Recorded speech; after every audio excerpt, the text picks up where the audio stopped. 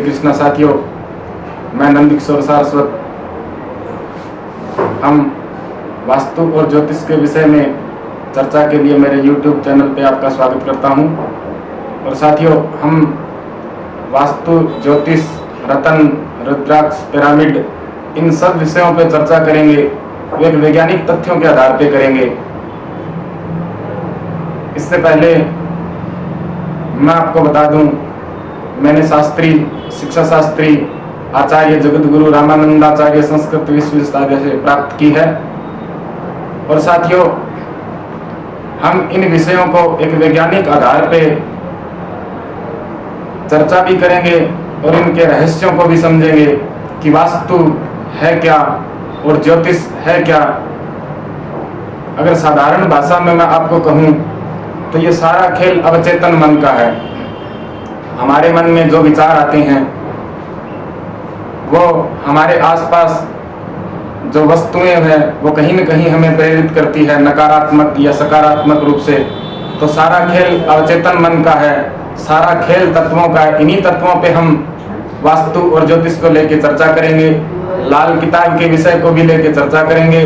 इसलिए आज हम वास्तु के ऊपर कुछ चर्चा करने वाले हैं, जिसमें कि मुख्य रूप से वास्तु है क्या, वास्तु का महत्व क्या है, भूखंड कैसा होना चाहिए, भूखंड लेते समय आप किन बातों का ध्यान रखें, और भूखंड पर निर्माण कैसा होना चाहिए। और उसके बाद में सबसे ज्यादा जो महत्व की बात है वो ये है कि आपको मकान बनाना भी चाहिए या नहीं बनाना चाहिए, आपके लिए समय अनुकूल है या नहीं है। और मकान का जो आधिपत्य होता है वो शनिदेव के पास होता है। तो हम ये इस बात को समझेंगे और चर्चा करेंगे कि वास्तु का हमारे दैनिक जीवन में कितना महत्व है और इससे हमें क्या नकारात्मक ऊर्जाएं मिलती है, क्या सकारात्मक ऊर्जाएं मिलती है। इन्हीं विषयों पे हम चर्चा करेंगे। और शुरू करने से पहले हम भगवान श्री कृष्ण को याद करते हैं और उसके बाद हम चर्चा करेंगे। सच्चिदानंद रूपाय विश्वोत्पत्त्यादि हेतवे तापत्रय विनाशाय श्री कृष्णाय वयं नमः। जय श्री कृष्ण। शास्त्री जी नमस्कार। नमस्कार। जय श्री कृष्ण। जय श्री कृष्णा। अब शास्त्री जी, मैं काफी टाइम से ये मतलब उत्सुक हूँ जानने के लिए कि लोगों में आजकल इस चीज का प्रचलन वास्तु शास्त्र का बढ़ रहा है, और मैं ये जानना चाहता हूँ कि वास्तु शास्त्र वास्तविक क्या चीज है, इसका परिचय। देखिए महेंद्र जी, वास्तु का जो स्वरूप है, पहले उसके बारे में हम बात करते हैं। एक सरल भाषा में अगर हम बात करें तो वास्तु का मतलब होता है वस्तु की स्थिति। जी। जिस वस्तु का जो स्थान है आप उसको वहां स्थापित करो, आप सुखी हो जाओगे। ठीक है। अब हम सरल भाषा में और भी समझे तो आजकल क्या लोगों में वास्तव में ये भ्रांतियां हैं। मैं स्वयं 10 या 12 साल से इस चीज का प्रैक्टिकल करता हूँ, मकान या निरीक्षण करते हैं, वास्तु निरीक्षण। वास्तु क्या चीज है? वास्तु एक अपना जो हिंदू धर्म ग्रंथ है उसके हिसाब से ये गुरुत्वाकर्षण और चुंबकीय जो प्रवाह है जी, उनका एक सम्मिश्रण है। जैसे कि हम कहते हैं कि अग्नि, पृथ्वी, वायु, जल और आकाश, ये जो 5 तत्व है, इन 5 तत्वों का सम्मिश्रण ही वास्तु है। और ये किसी न किसी रूप से अपने को प्रभावित करते हैं। जैसे कि हमारा शरीर वो 5 तत्वों से बना है, वास्तु ये 5 तत्वों से बना है, तो इनके साथ संतुलन ही वास्तु है। यानी हमारा उसके साथ संतुलन होना चाहिए। अब हम बात करें तो जैसे देव और दानव यानी दोनों भाई है, और दोनों का परस्पर युद्ध होता है। सतयुग, त्रेता, द्वापर, कलयुग में इनका युद्ध होता आया है। तो इनको हम यूं कह सकते हैं कि नेगेटिव एनर्जी और पॉजिटिव एनर्जी, यानी कि पॉजिटिव एनर्जी देव है और नेगेटिव एनर्जी दानव है। वो हमारे वास्तु में पाई जाती है, वो इस प्रकृति के अंदर पाई जाती है, जिनमें से 51% देव है और 49% दानव है। अब दानव को पराजित करना और देव को विजयी करना, ये हमारा मकसद होता है वास्तु के अंदर। इस बात को अगर हम यो समझेंगे, हमारे साथी यो समझेंगे, तो वास्तु का भी महत्व समझ में आएगा। अब अपने देखें कि सूर्य जब उदय होता है तो 12 बजे तक उसकी किरणें विटामिन से भरपूर होती है, vitamin A, vitamin C, vitamin D, और 12 बजे बाद वो जो ही मकर रेखा पार करेगा उसमें रेडियोधर्मिता आ जाएगी, वो किरणें जहरीली हो जाएगी। इसलिए पूरब और उत्तर जो दिशा होती है उनको हम देव दिशा कहते हैं, दक्षिण और पश्चिम दिशा को हम दानव दिशा कहते हैं। तो इनके साथ हमारा संतुलन होकर के हम शारीरिक, आर्थिक व मानसिक शांति प्रदान करते हैं। शास्त्रों ने तो यहाँ तक कहा है कि अगर एक अच्छा वास्तु हो तो हम मोक्ष तक प्राप्त कर सकते हैं। तो कोई भी घर, उद्योग, मंदिर, फैक्ट्री, कॉमर्शियल, उनमें वास्तु का बहुत बड़ा महत्व होता है और इस महत्व को हम आगे समझेंगे भी। तो शास्त्री जी, मैं ये पूछना चाहूंगा कि लोग अपनी खून पसीने की कमाई से जो भूखंड लेते हैं, जो जमीन लेते हैं, वो भूखंड कैसा होना चाहिए? देखिए महेंद्र जी, बहुत अच्छी बात आपने पूछी है, क्योंकि जो घर का आधार है वो भूखंड ही है जी। हमारी ये जो पृथ्वी है इसके अंदर हम वैसे कहें तो 18 सूक्ष्म माइक्रो न्यूट्रिएंट्स होते हैं, जैसे कि कैल्शियम, आयरन, विटामिन, प्रोटीन, जो शरीर की आवश्यकताओं की पूर्ति करते हैं। तो इसलिए अपने जीवन में भूखंड का बहुत बड़ा महत्व है।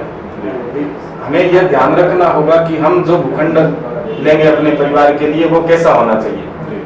तो उस विषय में मैं लोगों को भी समझा दूं कि भूखंड लेते समय आप इस बात का विशेष ध्यान रखें। सबसे पहले तो 4 प्रकार के भूखंड शुभ माने गए हैं। जैसे कि अगर भूखंड अपना वर्गाकार है तो ये भूखंड शुभ रहेगा, या भूखंड आयताकार होना चाहिए,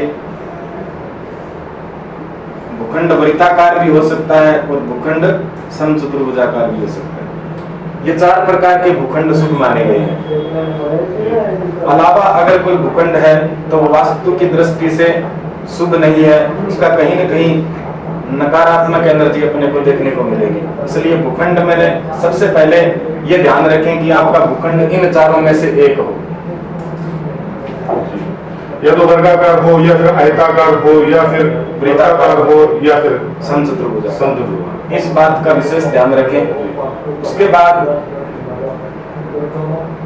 ये ध्यान रखें कि इस भूखंड में किसी प्रकार से कोई वेग यानी रुकावट ना हो। जैसे कि हमारे भूखंड के ऊपर 9 बजे से लेकर के 3 बजे तक किसी मंदिर, मस्जिद, गुरुद्वारा, चर्च, टावर या पेड़ की छाया नहीं आ रही हो। अगर छाया आ रही है तो वो भूखंड अपने रहने के लिए शुभ नहीं है। तो इसलिए भूखंड लेते समय इस बात का विशेष ध्यान रखें। तो शास्त्री जी, मैं ये पूछना चाहूंगा कि आजकल जैसे लोग कह रहे हैं कि परिवार छोटे होते जा रहे हैं और लोग छोटे छोटे मकानों में रहना पसंद करते हैं, तो मैं ये पूछना चाहूंगा कि जिस भूमि पे अपने मकान बनाना चाहते हैं, जो भूखंड, वो भूखंड कैसा हो, उसके बारे में थोड़ा बताइए। देखिए महेंद्र जी, ऐसा है कि हमारे हिंदू धर्म ग्रंथों के अनुसार भूखंड को 4 वर्णों में विभाजित किया गया है, जिसको हम कहते हैं ब्राह्मण, क्षत्रिय, वैश्य और शूद्र।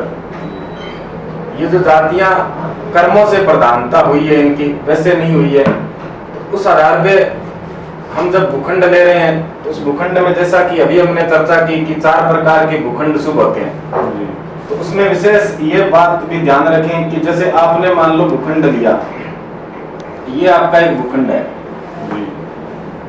इसमें इस बात का विशेष ध्यान रखें, जैसे ये पूर्व दिशा है, ये अपना पश्चिम, उत्तर और दक्षिण 90 डिग्री के ऊपर अपना भूखंड होना चाहिए, ताकि गुरुत्वाकर्षण और चुंबकीय प्रवाह वो समानांतर चले और अपने अनुकूल हो।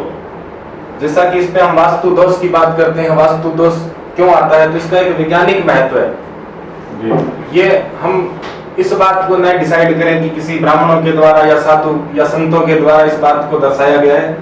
इसका एक वैज्ञानिक तथ्य ये है कि जैसे कि ये भूखंड है, तो अब यहाँ से जो हवाएं चलेगी समानांतर निकलेगी चारों तरफ जी, तो निर्बाध रूप से जो हवाएं क्रॉस कर रही है इस भूखंड को, तो उससे वास्तु दोष हमारे ऊपर लागू नहीं होगा।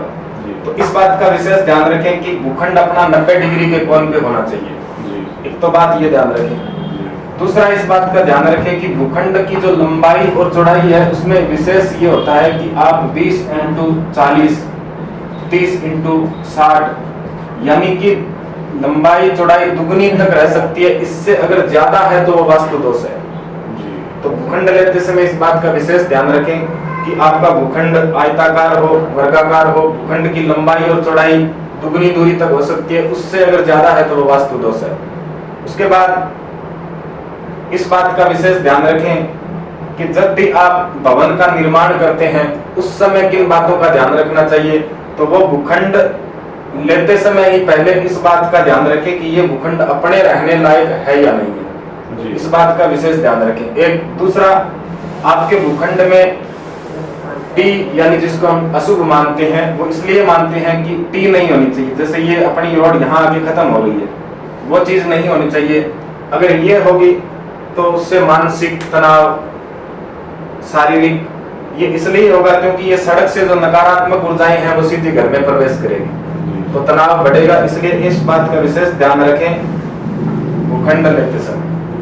तो शास्त्री जी, अपने इस बात में भी चर्चा होगी भूखंड कैसा हो और भूखंड लेते समय किन किन बातों का ध्यान रखें। तो सर मैं अब ये पूछना चाहता हूँ आपसे कि भूखंड अब जब मकान का जब निर्माण करें तो उस टाइम किन किन बातों का ध्यान रखें? देखिए महेंद्र जी, ऐसा है कि हम जब भी वास्तु निर्माण करते हैं तो पहले हमने चर्चा की थी कि देव और दानव यानी कि नकारात्मक और सकारात्मक जो ऊर्जाएं हैं जी, उन ऊर्जाओं को ध्यान में रखते हुए अपने निर्माण करना चाहिए जी। वास्तु को अगर अपने विज्ञान की दृष्टि से समझे तो थोड़ा मैं आपको यहाँ समझाता हूँ। जैसे कि अपना ये भूखंड है, इसमें ये ईस्ट यानी कि पूर्व, वेस्ट, नॉर्थ और साउथ, जी। इसके आधार पे हम जो भी भूखंड का निर्माण करेंगे वो ज्यादा साउथ और वेस्ट में होना चाहिए। क्यों होना चाहिए इसका, अपने लोगों को अगर इस बात को वैज्ञानिक तथ्यों से समझाएं तो इसमें क्या होता है, पृथ्वी जो है ना वो सूर्य की परिक्रमा यूं कर रही होती है जी। इसलिए अपने जैसे टायर इस दिशा में घूमता है, मंदिर में अपने इस दिशा में इस क्रम से विवाह के समय फेरे लेते हैं तो घड़ी इस क्रम में, तो क्लॉकवाइज यानी पृथ्वी है वो सूर्य की परिक्रमा क्लॉकवाइज कर रही है। तो नियम से क्या होता है कि ईस्ट और नॉर्थ ये देव दिशा है, जहां हम इस दिशा में जितना ज्यादा निर्माण करेंगे तो पृथ्वी अपनी धुरी पे आ जाएगी।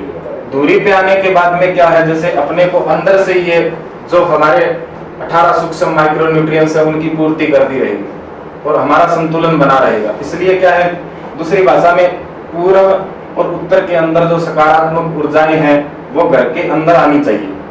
आप देखो जितने भी किले बने हैं, जैसे अपने यहाँ राजस्थान में भी जूनागढ़, मेहरानगढ़, आमेर के जितने भी किले हैं वो इस हिसाब से निर्माण हुआ है कि उनका एक मुख्य द्वार पूर्व में है और एक उत्तर में है, यानी कि दोनों देव है। तो यहाँ से सकारात्मक ऊर्जा दिन भर घर के अंदर आएगी। तो इस बात का विशेष ध्यान रखें कि जब भी आप निर्माण करते हो तो पूर्व और उत्तर को हल्की व स्वच्छ रखें ताकि सकारात्मक ऊर्जाएं अपने घर में आती रहे, और दक्षिण और पश्चिम दिशा को दबाएं ताकि पृथ्वी अपनी दूरी पे आ जाए। कई बार अपने साधारण भाषा में साधारण हिसाब से सुनते हैं, गाँव सुनते हैं, लोगों से सुनते हैं या पूर्वजों से सुनते हैं कि धरती सोई हुई तो नहीं है, तो उसके सोने का यही कारण है, यानी कि अगर इसके अलावा दूसरे कोने में निर्माण हुआ तो ये पृथ्वी अपनी धुरी पे नहीं आएगी। नहीं आने की वजह से क्या है, उसमें अवसाद, आलस, चिड़चिड़ापन, गुस्सा, तनाव, ये सारी चीजें देखने को मिलेगी। तो बाकी तो इसमें सूक्ष्म के आधार पे काफी कुछ होता है, लेकिन मुख्य बात इस बात का ध्यान रखें कि आपका पूर्व और उत्तर इस दिशा में जगह खाली हो और दक्षिण पश्चिम पे निर्माण ज्यादा हो, ताकि 12 बजे बाद सूर्य की जो नेगेटिव ऊर्जा है वो अपने घर में इन दीवारों से टकरा के बाहर रहे, और पूरे 12 बजे तक जो विटामिन से भरपूर किरणें हैं वो दिन भर यहाँ घर में आए। तो इस बात का विशेष ध्यान रखें कि आप ज्यादा निर्माण जो है वो दक्षिण या पश्चिम दिशा में ही करें। बहुत बहुत धन्यवाद शास्त्री जी, क्योंकि मतलब जब आदमी अपना मकान बनाता है तो अपनी जीवन भर की कमाई जिंदगी में मकान एक बार ही बनता है और वो इसमें लगाया जाता है। बहुत बहुत धन्यवाद जो आपने इस पे हमें तो शास्त्री जी ये सब बातें आपने बताई कि भूखंड हमें कैसा लेना चाहिए, उसमें निर्माण कैसा करना चाहिए और करना चाहिए, लेकिन शास्त्री जी मैं आपसे पूछना चाहूंगा कि कुछ लोग वास्तु के हिसाब से भी मकान बना के और परेशान रहते हैं, उसका क्या कारण है? देखिए, ये बहुत अच्छा प्रश्न है महेंद्र जी। आपको मैं बता दूं, जैसे कि अपने पहले बताया, वास्तु पंच तत्वों द्वारा निर्मित है जी। इसमें क्या होता है, सबसे पहले इस बात का ध्यान रखें भूखंड लेने से पहले ही कि हमें मकान बनवाना चाहिए भी कि नहीं बनवाना चाहिए। ठीक है, तो इसका ज्योतिष के साथ, यानी कि वास्तु और ज्योतिष एक दूसरे की पूरक है। ये सारा जो खेल है वो ग्रहों के अधीन है, प्रकृति अपनी ग्रहों के अधीन है। और इस सृष्टि के अंदर या इस प्रकृति के अंदर जितनी भी वस्तुएं हैं वो ग्रहों से संबंध है उनका। जैसे कि 9 ग्रह है, अब उन ग्रहों के अंदर मकान जो बनवाता है वो शनि बनवाता है, और शनि ही बिगवा देता है जी। कई बार अपने देखते हैं मकानों का सुख 3-3 पीढ़ियों तक नहीं मिलता। तो आपने बहुत अच्छा प्रश्न किया। ये बातें तो वास्तु कैसा हो उस विषय में थी, लेकिन हमारे मकान बनाने से पहले हमें अपनी जन्म कुंडली देखनी है कि हमें मकान बनाना भी है कि नहीं बनाना है, क्योंकि मकान का अधिपत्य शनि के पास है। तो ऐसे कुछ योग होते हैं, जैसे कि जन्म कुंडली में अगर किसी जातक के 5वें घर में शनि हो, तो ऐसे में उसको 48 साल की उम्र से पहले मकान नहीं बनवाना चाहिए, अन्यथा उसकी संतान को कष्ट होगा। जैसे कि अगर किसी जातक की जन्म कुंडली में शुक्र 3रे घर में हो, तो उस इंसान को 39 वर्ष से पहले मकान नहीं बनवाना चाहिए, अन्यथा उस पिता का साया भी उठ सकता है। 10वें घर में शनि हो तो उस इंसान को 55 वर्ष की आयु से पहले मकान नहीं बनाना चाहिए, किराए के मकान में रहना चाहिए, नहीं तो शनि अपना बोरिया बिस्तर लेकर के रवाना हो जाएगा। तो ये काफी वैज्ञानिक रहस्य, इनको हम आगे भी इस पर चर्चा करते रहेंगे कि शनि क्यों नहीं बनवाना चाहिए। उसके बाद ना अपने अगर किसी का ये प्रश्न भी है या शंका भी है तो उसका भी अपने जवाब देंगे, इसका कारण क्या होता है। तो आपने जो प्रश्न किया उसके हिसाब से हमें ये देखना है कि मकान हमें बनवाना चाहिए कि नहीं बनवाना चाहिए। तो इस दुविधा से बहुत लोग परेशान है। कई बार मेरे पास भी ऐसी कुछ जन्म कुंडली आती है तो उनमें हम देखते हैं कि मकान इसने बनाया और उसके बाद में परेशानियां ज्यादा आई। तो सिंपल भाषा में अगर हम बात करें तो हमारा ये जो कर्म हम जो भी कर रहे हैं तो जन्म कुंडली के आधार पे तय होता है कि मकान का सुख हमें कब है। अगर अपनी कुंडली में योग नहीं है तो अपनी पत्नी या अपने बच्चों या अपने माता पिता जिनके भी है उनके नाम से मकान बनवाना चाहिए, ताकि हमें समृद्धि मिल सके। इसलिए इस बात का विशेष ध्यान रखें कि मकान बनाने से पहले हमारी जन्म कुंडली में ये योग है या नहीं है। इसलिए वास्तु से मकान बना के भी लोग परेशान रहते हैं, तो इस बात को जरूर समझें। शास्त्री जी, ये सब बातें हो गई, मैं अभी आपसे अंत में ये पूछना चाहूंगा कि ये वास्तु प्रभावित कैसे करता है? देखिए महेंद्र जी, वास्तु जैसे अपने पहले चर्चा की कि वास्तु एक विज्ञान है, वास्तु एक गुरुत्वाकर्षण है, चुंबकीय प्रभावों का खेल है, तो अनेकों प्रकार से ये प्रभावित करता है जी। हर तरह से, प्रकृति के हिसाब से, ग्रहों के हिसाब से, वस्तु के हिसाब से, व्यक्ति के हिसाब से, यहाँ तक कि जितने जीव जंतु है सब तरह से वास्तु प्रभावित करता है। ये चर्चाएं हम आगे भी करते रहेंगे। अब आपका ये प्रश्न कि वास्तु प्रभावित कैसे करता है, तो एग्जांपल उदाहरण मैं आपको एक सरल तरीके से बताऊं। जैसे कि हमारा ये भूखंड है, ये मकान है हमारा जी। अब अपने कहते हैं कि रसोई घर कहाँ होना चाहिए, तो इसमें क्या होता है, ईशान कोण जिसको हम कहते हैं जल तत्व, जल, अग्नि, पृथ्वी, वायु और आकाश, ये पंच तत्व हो गए। आपने पूछा प्रभावित कैसे करते हैं, तो अब अपने साधारण भाषा में ये सुनते हैं कि रसोई घर यहाँ होना चाहिए। अब क्यों होना चाहिए, कैसे प्रभावित करता है, इसका मैं आपको बताता हूँ कि पूर्व से जो सूर्य की किरणें हैं वो यहाँ पूर्व से इस तरफ आएगी रसोई घर में, और यहाँ अपने जैसे खिड़की है, दक्षिण की दीवार के अंदर हमेशा नमी पाई जाती है, तो अल्ट्रावायलेट सिद्धांत के तहत ये कोना हमेशा थर्मस का काम करेगा। इसलिए यहाँ जो भोजन बनेगा उसमें कोई जीवाणु, कीटाणु, विषाणु नहीं लगेंगे, इसलिए रसोई यहाँ बनाई जाती है। अगर यही रसोई ईशान कोण यानी जल तत्व में हो तो वो 2 घंटे बाद में भोजन उसमें कोई रोगाणु पैदा हो जाएंगे। तो रसोई घर यहाँ होना चाहिए, ये एक वैज्ञानिक रहस्य है।